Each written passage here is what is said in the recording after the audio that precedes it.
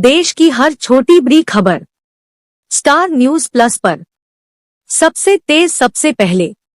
पत्रकार योग कल्याण समिति रजिस्टर्ड पत्रकार उत्पीड़न के खिलाफ आवाज।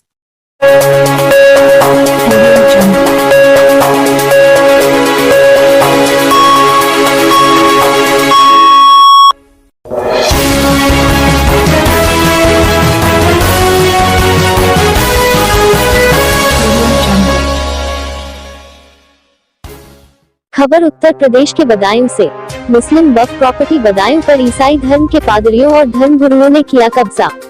आरिफ रईस जो कि बदायूं की वक्फ प्रॉपर्टी के मुक्ताबली है, आज तक उन्होंने अपनी वक्फ की आराजी को ना तो किसी को किराए पर दिया है और न ही बेचा है। बावजूद उसके उनकी वक्फ की प्रॉपर्टी जो कि बदायूं में है, उस पर तमाम लोगों ने अपने नाजायज कब्जे कर निर्माण किए हैं, जिसकी शिकायत उन्होंने तमाम आला अधिकारियों से की और प्रार्थना पत्र दिए। बावजूद इसके उनकी सुनवाई कहीं नहीं हो पाई, क्योंकि कब्जा करने वाले अपने पैसे और ताकत के बल पर उन्हें ही डरा कर उन पर झूठी कार्रवाई कराते हैं और फर्जी तरीके से जमीनों बेचते हैं। इस पर मुक्ताबली आरिफ रईस की माता जी का दर्द झलक आया और उन्होंने अपनी वक्फ की संपत्ति को, जो कि आज पूरी तरह दलालों के कब्जे में है, वक्फ बोर्ड का कर्ट का वक्फनामा जो कि 7 सितंबर 2022 को वक्फ बोर्ड लखनऊ से मिला है, जिस पर मुक्ताबली आरिफ रईस का नाम आज भी दर्ज चला आता है, तो किस तरह बदायूं में जमीन के भेड़ियों ने वक्फ की संपत्ति को भी नहीं छोड़ा, जो कि ना तो बेची जा सकती है और न ही अपने किसी निजी स्वार्थ के लिए इस्तेमाल की जा सकती है। आरिफ रईस की माताजी ने यह भी बताया कि किस तरह उनके पति को सरेआम मार दिया गया, जिस पर किसी की कोई गिरफ्तारी नहीं हुई। वही आरिफ रईस के मिलने वालों ने, जो कि मुस्लिम हैं, अपना नाम दर्ज करने के लिए वक्फ बोर्ड लखनऊ को ज्ञापन देकर कहा कि उनका नाम इस वक्फ संपत्ति में चढ़ा लिया जाए, जिस पर वक्फ बोर्ड के आला अधिकारियों ने पूरी जांच पड़ताल कर उनका दिया हुआ लिखित, जिसमें उन्होंने अपने आप को इस आराजी का मुक्ताबली घोषित करना चाहा था, वक्फ बोर्ड लखनऊ ने उस लिखित को पूरी तरह खारिज कर लिखित में यह दे दिया है कि इस संपत्ति के पैरोकार एवं देखरेख करने वाले आरिफ रईस मुक्ताबली है और उसकी उन्होंने सर्टिफाइड कॉपी में प्रमाणित कर दिया है कि आरिफ रईस ही इस संपत्ति की मुताबली है। बदायूं से डायरेक्टर संगीता सिंह व नीरज सिंह की खास रिपोर्ट।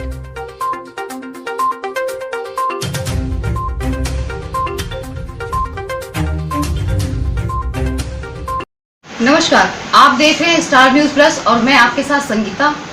इससे पहले हमने एक खबर बनाई थी आरिफ रईस जी की, जिनके लिए एक ये उन्होंने बताया था और इस मीडिया के माध्यम से अपनी साथ जो उनके साथ बीत रहा है, अपनी आप बीती उन्होंने खुद बताई थी। इसके ऊपर हमने एक खबर बनाई थी कि मुस्लिम वक्फ प्रॉपर्टी पर कुछ पादरियों द्वारा कब्जा किया जा रहा है और उन पे अवैध तरीके से निर्माण किया जा रहा है। आज हम यहाँ पे ग्राउंड जीरो की रिपोर्ट बनाने के लिए आए हैं। आरिफ रईस जी की मम्मी आज हमारे साथ में है, जो कि काफ़ी बीमार रहती हैं। बीमार रहने की वजह से हमें ये उनके पास आना पड़ा और आज उन्हीं की जुबानी सुनेंगे आखिर ये पूरा सच क्या है। देख सकते हैं हाईलाइट किया हुआ है कि किस तरीके से प्रॉपर्टी उनके नाम आई है। दूसरा पेपर आंटी आपके पास क्या है, आप थोड़ा सा मुझे वो भी दिखाइए। ये है सुन्नी वक्फ बोर्ड का जी। सुन्नी वक्फ बोर्ड ने जब हम रजिस्ट्रेशन कराते हैं, जब फादर मर गए, तब हमने दूसरे बेटे को जो देते हैं, उनका वक्फ बोर्ड का ही ये ट्रेडिशन है। दूसरा पेपर हमारे पास आता है ये वक्फ बोर्ड का। ये आंटी ये तो आपकी काफी करंट की हमें लग रही है। गिरजाघर प्रार्थना करने के लिए दिया था, उसमें कोई समय अवधि रही होगी उनको देने की, और इनको तो दिया ही नहीं था जी। इनको नहीं दिया, ये काबिज हो गए उनके जाने के बाद जी। उनके जाने के बाद काबिज हो गए और हमारे फैमिली में सब ये कहते थे दुआ का घर है, रहने दो। तो काबिज हो गए, काबिज के लिए कुछ तो आपने लिख के, मतलब जिसने भी लिख के दिया होगा कुछ, क्या ऐसा पेपर था? आज भी वो कंटिन्यू है? कोई नहीं है हमारे पास। तो जो डॉक्यूमेंट है वो 99 साल के पट्टे का, जो जिनका कोई राइट नहीं था, लेकिन वो चाहते थे, लालच था उनको, तो उन्होंने गुस्से में जो कुछ भी किया, उस गोली से इनको शाहिद रईस जो थे आरिफ के फादर, वो अफेक्टेड हुए और फिर उसके बाद उनको मजबूर होके जनरल पावर ऑफ अटॉर्नी मुझे बनाकर देनी पड़ी। देखिए, जैसा कि आंटी दिखा रही है कि ये पेपर उनको पावर अटॉर्नी दी गई थी, इसमें इनका साफ साफ नाम, शासन जो है बड़ा सख्त है देखने में आ रहा है कि माननीय योगी आदित्यनाथ जी ऐसे लोगों पे अपना बुलडोजर चलाने में बिल्कुल भी कसर नहीं बाकी रखते हैं। ईश्वर का धन्यवाद है बेटे, जी। ईश्वर का धन्यवाद है। अगर हमें यहाँ से इंसाफ मिल जाए उनसे तो इससे बड़ी कोई बात ही नहीं। तो आप शासन तक, प्रशासन तक क्या कहना चाहती हैं? आपको किस तरीके से इंसाफ मिले और आप चाहती हैं कि इन लोगों के ऊपर जो कार्रवाई हो, किसी के मुंह से रोटी नहीं छीन सकती। माननीय योगी आदित्यनाथ जी से आप क्या कहना कि भाई आपको जिनको आपस में लड़ाई झगड़ा होता है या प्रॉपर्टी के लिए, तो वक्फ बोर्ड जो था वो आगे बढ़ा कि भाई आप अपनी अपनी जो प्रॉपर्टीज़ हैं वो हमें हैंड ओवर करिए, आपकी सिक्योर्ड रहेंगी, वक्फ बोर्ड उनको देखेगा। थोड़ा सा मैं ये जानना चाहूंगी, ये वक्फ प्रॉपर्टी होती क्या है, ये कितने तरीके की होती, क्या ये इसके टाइप्स भी हैं? हाँ, कैसे आती है ये? इसमें जिसकी भी प्रॉपर्टी है, जो भी देना मांगता है वो उसको उसके तरीके भी हैं लिखने के उन वक्फ में। वक्फ अलल औलाद में ये होता है कि अलल औलाद का अर्थ होता है एक के बाद एक को मिल गई, फिर दूसरे को जाएगी, फिर तीसरे को जाएगी, फिर चौथे को जाएगी। इसका बंटवारा लेखन में नहीं हो सकता। जिस तरीके से आप प्रॉपर्टी बता रही हैं उसकी मुत्तावली आप भी, तो ये प्रॉपर्टी ने आपको की है? ये प्रॉपर्टी मेरे पास नहीं आई है, नंबर 1। इसमें क्या है कि जो वसीयत करता थी मुसम्मत मसीतुन्निसा, ठीक है, वो उन्होंने अपने आप अपनी वक्फ अलल औलाद संपत्ति को वक्फ अलल औलाद के रूप में लिख दिया।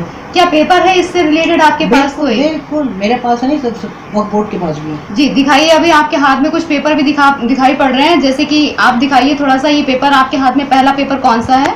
ये पहला पेपर है शाहिद रईस का, आरिफ जो मौजूदा मुतवल्ली हैं आरिफ रईस, उनके फादर जी, उनके फादर का है, क्योंकि उनको आपस में ही से कि दया करके कम से कम संपत्ति भी महिला की है, और आज जो भुगत रही है वो मैं महिला हूँ, क्योंकि मेरे बच्चे यहाँ पर हैं बदायूं में, तो मैं तो भुगत रही हूँ, तो मेरी आंखों से आंसू ही निकलेंगे। बद्दुआ मैं किसी को दे नहीं सकती, वो ईश्वर करेगा। देखिए जिस तरीके देख रहे हैं कि किस तरीके से उनकी आंखों में आंसू भर गए हैं और अपने बच्चों के लिए किस तरीके से वो परेशान है कि आज इतना बड़ा सब कुछ होते हुए भी उसके बावजूद आज उनके पास कुछ भी नहीं है। जैसा कि मैं देख सकती हूँ, बहुत छोटा सा घर है। जिस तरीके से उनकी लाइफ होनी चाहिए, ज़िंदगी होनी चाहिए, आज वो उस ज़िंदगी से बिल्कुल महरूम है। लेकिन सोचने का सवाल ये है कि जो मालिक ना होते हुए आज वो ऐसी जिंदगी जी रहे हैं, बड़ी बड़ी गाड़ियों में घूम रहे हैं, बड़े बड़े बंगले भी उनके पास हैं। तो मैं संगीता सिंह ग्राउंड जीरो से अपनी रिपोर्ट दे रही हूँ। धन्यवाद।